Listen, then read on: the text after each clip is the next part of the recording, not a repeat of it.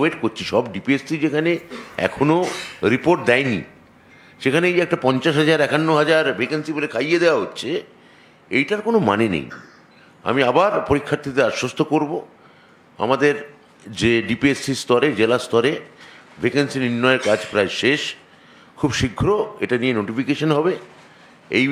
এই ধরনের 2022-এর প্রাথমিকে যারা এই আন্দোলন করছেন, এই আন্দোলনে এখন আর কোনো যৌক্তিকতা আছে বলে আমার অন্তত মনে হচ্ছে না।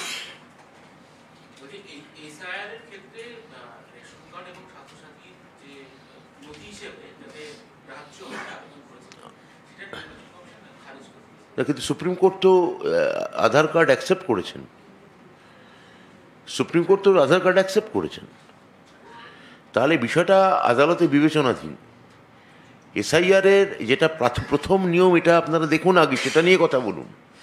এসআইআরের প্রথম কথাই হচ্ছে, এটা নির্বাচন কমিশনের একেবারে নিয়মে লেখা আছে, তার বিধিতে লেখা আছে, যে বছর নির্বাচন হবে যে রাজ্যে, সে রাজ্যে এসআইআর কোনোভাবে হতে পারে না।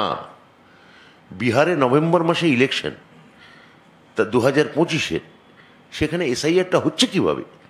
আমার নেতা অভিষেক বন্দ্যোপাধ্যায় এটা নিয়ে বারবার এসআইআর নিয়ে প্রশ্ন তুলেছেন, কী কী গাফিলতি আছে এবং কেন, কোন উদ্দেশ্যে করা হচ্ছে সেটা দেখিয়েছেন। এসআইআর নিয়ে আপনারা প্রশ্ন করতে পারেন, কিন্তু বেসিক ব্যাপারটাকে আপনারা চ্যালেঞ্জ করুন, আপনারা গণমাধ্যমের দায়িত্বশীল কর্মী হিসেবে, যে নির্বাচন কমিশনের নিজস্ব বিধি অনুযায়ী যে বছর যে রাজ্যে ভোট হয়, সেই রাজ্যে অন্তত এসআইআর হতে পারে না। So how they can do it?